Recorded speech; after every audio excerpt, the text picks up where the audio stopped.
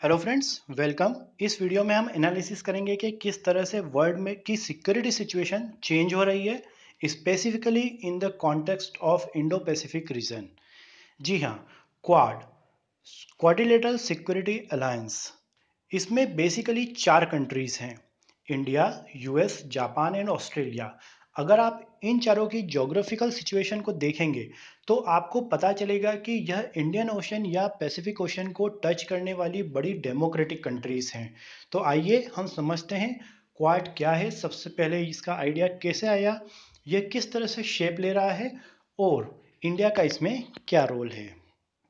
तो 2004 की सुनामी के समय यह सबसे पहले चर्चा उठी कि क्वाड टाइप का कोई संगठन होना चाहिए, क्योंकि 2004 की सुनामी के बाद इंडिया ने जो डिजास्टर रिलीफ के लिए बेहतरीन कार्य किया,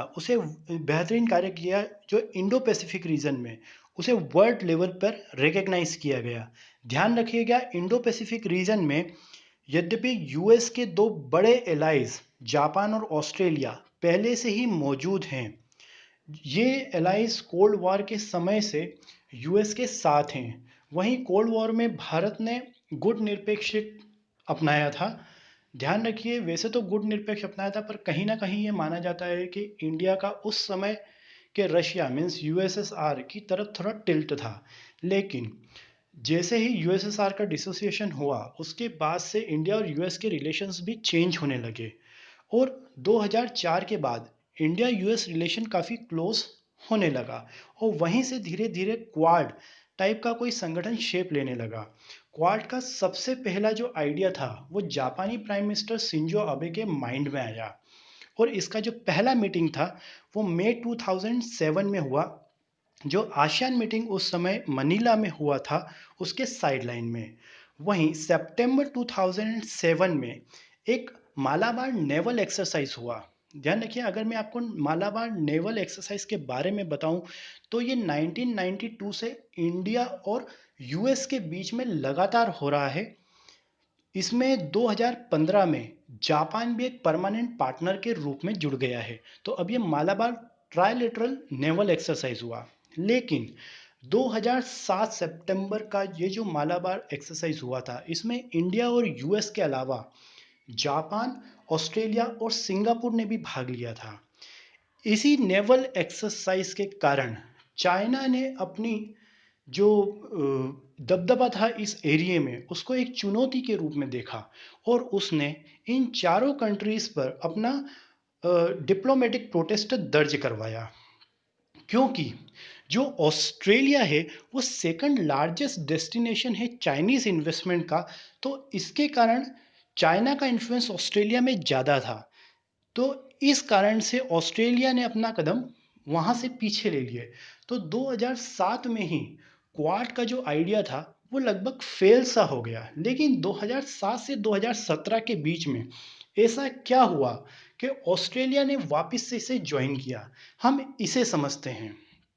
तो 2008 में इंडिया और यूएस के बीच में एक न्यूक्लियर एग्रीमेंट पास हुआ, जिसे हम 123 एग्रीमेंट के नाम से भी जानते हैं। वहीं ऑस्ट्रेलिया ने ये मान रखा था कि वो इंडिया को, ये डिसीजन ले रखा था कि वो इंडिया को यूरेनियम सेल नहीं करेगा। क्यों? क्योंकि इंडिया ने एनपीटी पर साइन नहीं किया है। लेकिन उसके इस डिसीजन को वहाँ की अपोजिशन ने ही बहुत विरोध किया इस डिसीजन का। आगे आकर with the help of US और वहाँ पर जब गवर्नमेंट चेंज हुई तो वहाँ पर 2014 में Australian prime minister Tony Abbott ने एग्री किया कि वो भारत को यूरेनियम सेल करेगा। और यहीं से भारत का भी नज़रिया ऑस्ट्रेलिया के लिए और ऑस्ट्रेलिया का नज़रिया भारत के लिए चेंज होना शुरू हुआ और यहाँ से वापस क्वाड की संभावनाओं को जन्म मिला। और 2017 में चारों मेंबर ने एक निगोशिएशन स्टार्ट किया जिसने क्वाड को वापस से शेप दिया। तो 2017 से लेकर 2019 के बीच में क्वाड के अभी तक 5 ऐसी बैठकें हो चुकी हैं, 5 बार ये लोग मिल चुके हैं, जिसमें कुछ ऑब्जेक्टिव्स इन्होंने डिसाइड करने की कोशिश करी है। तो इनका जो मेन जो एम है वो है to promote a free and open Indo Pacific, क्योंकि यहाँ ये वाला जो इंडो पैसिफिक रीजन है इसमें चाइना का एग्रेशन ज़्यादा है। अब क्वाड मतलब इंडो पैसिफिक रीजन के बारे में हम बार बार चर्चा कर रहे हैं, तो आइए हम समझते हैं इंडो पैसिफिक रीजन क्या है। तो इंडो पैसिफिक ये एक मैरीटाइम रीजन है, मैरीटाइम स्पेस है जो कि फैला हुआ है East Africa, West Asia, South Asia और वेस्ट पैसिफिक कंट्रीज के बीच में। वहीं अगर हम बात करें इस पूरे इंडो पैसिफिक रीजन में बहुत सारे रिसोर्सेस हैं, मिनरल्स हैं और सिक्योरिटी पॉइंट ऑफ व्यू से भी बहुत ज़्यादा इंपॉर्टेंट है। यहाँ कुछ इंपॉर्टेंट स्ट्रेट हैं जिससे बहुत ज़्यादा ट्रेड होता है, जैसे मलक्का, सुंडा, ये सब। यहाँ पर बात ध्यान रखने वाली ये है कि इसी इंडो पैसिफिक रीजन के ठीक बीच में साउथ चाइना सी है। जी हाँ, साउथ चाइना सी ये बहुत ही इंपॉर्टेंट पार्ट है और काफ़ी डिस्प्यूट में बना रहता है। साउथ चाइना सी के बारे में अगर हम बात करें तो 4 से 5 ट्रिलियन डॉलर का लगभग इंटरनेशनल ट्रेड साउथ चाइना सी से होता है। साथ ही ये माना जाता है कि लगभग 11 बिलियन बैरल का ऑयल रिजर्व यहाँ पर मौजूद है और साथ ही 1/3 ऑफ वर्ल्ड्स मैरीन बायोडाइवर्सिटी यहाँ पर है। और ये बहुत ही इम्पॉर्टेंट एरिया है फूड सिक्योरिटी रीजन का काफ़ी साउथ ईस्ट एशियन कंट्रीज के लिए। तो अब आप समझ सकते हैं कि इस रीजन का कितना ज़्यादा इम्पोर्टेंस है। वहीं अब हम साउथ चाइना सी के इश्यूज के बारे में बात करते हैं। जी हाँ, यहाँ पर काफ़ी कंट्रीज के सीमा विवाद हैं और वो सब लगभग चाइना के साथ हैं।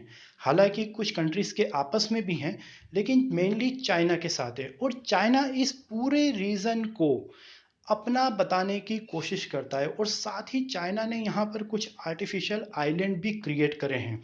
वहीं फिलीपींस है उसने चाइना की इन हरकतों को इंटरनेशनल कोर्ट तक लेके गया और इंटरनेशनल कोर्ट ने चाइना के इस डिसीजन को, चाइना जो वहाँ कर रहा है, जो आर्टिफिशियल आइलैंड्स बना रहा है और जो उसकी बाउंड्री को जो वो क्लेम करता है, उसको सिरे से नकारा। और लेकिन चाइना ने यह कहते हुए उस डिसीजन को भी नकार दिया कि वो इस चीज़ के लिए बाउंड नहीं है। तो ये और काफ़ी वहाँ पर नेवल एक्सरसाइजेस करता है, जिसके कारण से क्या है, वहाँ की जो एशियन कंट्रीज़ हैं, आसियान कंट्रीज़ हैं, उनको कुछ ना कुछ डर हमेशा चाइना से बना रहता है। लेकिन फिर भी वो चाइना के खिलाफ कोई बड़ा कदम नहीं उठा सकते। आइए हम इसको जानते हैं कैसे, क्यों आसियान कंट्रीज़ वीक हैं साउथ चाइना डिस्प्यूट के लिए। सबसे पहली बात तो ये कंट्रीज़ बहुत छोटी हैं और इनके पास इतना पावर नहीं है कि वो चाइना से अकेले लड़ सकें। कोई भी बड़ी कंट्री चाइना के खिलाफ इतना ओपनली प्रोटेस्ट नहीं करता या इनका साथ नहीं देता। वहीं यहाँ पर चाइनीज़ इन्वेस्टमेंट बहुत हैवी है, जिसके कारण उसका सिक्योरिटी कंसर्न भी है वहाँ पर। वहीं चाइना कंटिन्यूसली प्रेस करता है कि इस रीजन में जो ऑयल, गैस और फिश का जो राइट्स है वो उसका है और बहुत ज़्यादा ही तरीके से उसने आसियान कंट्रीज के ऊपर अपना दबदबा बनाने की कोशिश की है। अब यहीं पर क्वाड पिक्चर में आ सकता है और क्वाड बैक सपोर्ट कर सकता है इन सारी चीज़ों को। लेकिन अभी तक क्वाड का जो ऑब्जेक्टिव है वो इतना क्लियर नहीं है कि मेन ऑब्जेक्टिव का क्या हो। लेकिन फिर भी ये माना जाता है कि ये पूरे इंडो पैसिफिक रीजन में पावर बैलेंसिंग के लिए बनाया गया है, क्योंकि यहाँ पर जो चाइना का राइज और एक तरह से बहुत ही एग्रेसिवनेस वो अपना बिहेवियर दिखा रहा है यहाँ पर, उसको कंट्रोल करने के लिए और उसको यहाँ पर आगे बढ़ने से रोकने के लिए क्वाड टाइप का एक इनिशिएटिव जरूरी था। और क्वाड इसकी सबसे मेन खासियत ये है कि ये एक लाइक माइंडेड बिग डेमोक्रेसीज हैं यहाँ पर। तो जिसके कारण क्या है कि इस पूरे रीजन में स्टेबिलिटी, फ्री, ओपन और साथ ही रूल ऑफ लॉ को मेंटेन कर सकते हैं, क्योंकि डेमोक्रेसी ही सबसे ज़्यादा पारदर्शिता दिखाती है आजकल के ज़माने में, अभी तक ये देखा गया है। तो इसलिए क्वाड को एक बहुत ही अच्छा प्लेटफॉर्म माना जा रहा है यहाँ पर। इंडो पैसिफिक रीजन में चाइना के इन्फ्लुएंस को किस तरह से कम करना है, वो भी इसका एक मेन ऑब्जेक्टिव हो सकता है। वहीं साउथ ईस्ट जो एशियन कंट्रीज हैं, उनके जो इशू हैं जिसमें जो कि कहीं ना कहीं चाइना से रिलेटेड हैं अपनी टेरिटरी को लेकर, उनमें भी एक बैक सपोर्ट करने के लिए क्वाड महत्वपूर्ण साबित हो सकता है। अब हम बात करते हैं क्यों क्वाड कंट्रीज चाइना के खिलाफ एकजुट हो रही हैं। यहाँ पर खिलाफ शब्द का यूज नहीं करना चाहिए, लेकिन क्यों एक अल्टरनेट के रूप में यहाँ पर एक बड़े पावर के रूप में पिक्चर में आ रही हैं। तो सबसे पहले हम जापान की बात करते हैं। जापान ने हालांकि बहुत ज़्यादा इन्वेस्टमेंट कर रखा है चाइना में, लेकिन फिर भी जो चाइना का एग्रेसिव रवैया है उसके कारण जापान कहीं ना कहीं चिंतित है, क्योंकि चाइना जापान का भी एक पड़ोसी देश है। वहीं अगर हम यूएस की बात करें तो यूएस चाइना को अब एक ग्लोबल चैलेंज के रूप में देख रहा है, जिसमें सबसे मेन है इंडो पैसिफिक रीजन। और यहाँ के रिसोर्सेस में चाइना हमेशा कहीं ना कहीं यूएस से आगे निकलने की कोशिश कर रहा है, जिसे यूएस एक थ्रेट के रूप में देखता है।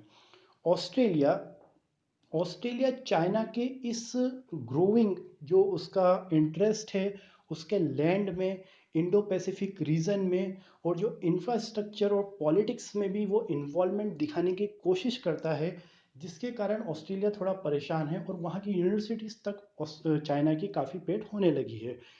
वहीं चाइना का जो मिलिट्री एक्सपांशन है इस इंडो पैसिफिक रीजन में, वो भी ऑस्ट्रेलिया को कहीं ना कहीं परेशान कर रहा है।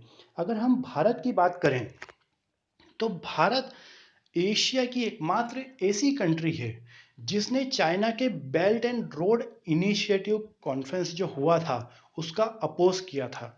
जी हाँ, भारत ने प्रोटेस्ट दर्ज करवाया था कि जो चाइना पाकिस्तान इकोनॉमिक कॉरिडोर जो बन रहा है, जिसे हम सी पैक के नाम से जानते हैं, वो भारत की संप्रभुता के खिलाफ है। क्योंकि आपको पता होगा कि जो सी पैक जा रहा है वो पाक ऑक्यूपाइड कश्मीर से जा रहा है, और भारत ये मानता है कि वो उसका उसका हिस्सा है। तो वहां से वो गुजरने के कारण हमारी संप्रभुता पर वो एक वार करते हैं। तो इसलिए भारत ने उसमें अपना प्रोटेस्ट दर्ज कराया और वहां पर अपना वहां पर उसने भाग नहीं लिया। वहीं डोकलाम जैसा जो इशू हुआ उसमें भारत निडरता के साथ चाइना के सामने खड़ा हुआ, जिससे वर्ल्ड में एक मैसेज गया कि साउथ एशिया का एक ऐसा नेशन है जो चाइना के खिलाफ खड़ा हो सकता है। और ध्यान रखने वाली बात यह, ये विश्व की सबसे बड़ी डेमोक्रेसी है। वहीं इंडिया और चाइना के बीच काफ़ी बॉर्डर और ट्रेड रिलेटेड इश्यूज भी हैं। साथ ही इंडिया को कंसर्न है इंडियन ओशन का भी, जहां चाइना धीरे धीरे अपनी पेठ बढ़ा रहा है। तो इंडियन ओशन में चाइना के घुसने के कारण भी इंडिया का काफ़ी सिक्योरिटी इससे थ्रेट है। वहीं इंडिया काफ़ी कंफर्टेबल है जापान और यूएस और ऑस्ट्रेलिया के अलायंस के साथ, जो कि एक चाइना के खिलाफ उसका काफ़ी मजबूती से साथ दे सकते हैं। अब अगर हम क्वाड के भविष्य की बात करें, हालांकि क्वाड अभी धीरे धीरे बेबी स्टेप लेकर प्रोग्रेस में आ रहा है, लेकिन फिर भी ये कहा जा सकता है कि ये भविष्य में चाइना के खिलाफ एक काफ़ी अच्छा स्ट्रक्चर खड़ा हो सकता है। अभी मार्च 2020 में ही एक क्वाड का मीटिंग हुआ डिजिटल, जो कि कोविड-19 पैंडेमिक को लेकर था। यहाँ पर ध्यान रखने वाली बात यह है कि इस मीटिंग में क्वाड के साथ ही न्यूजीलैंड, साउथ कोरिया और वियतनाम ने भी भाग लिया। साथ ही आगे जो अभी रिसेंटली एक जो मीटिंग हुआ था क्वाड का, उसमें न्यूजीलैंड, साउथ कोरिया और वियतनाम के अलावा ब्राज़ील ने भी भाग लिया था। और अमेरिका ने ये भी कहा है कि हो सकता है इन फ्यूचर इसमें इजराइल भी भाग लेगा। तो ये कहीं ना कहीं चाइना को ध्यान में रखकर बनाया गया एक ऐसा संगठन है जो बहुत ही तेजी से शेप ले रहा है और अपना विस्तार भी कर रहा है। और ये जहाँ तक हो सकता है कि इंडो पैसिफिक रीजन में एक बैलेंस ऑफ पावर का काम करेगा। Thank you.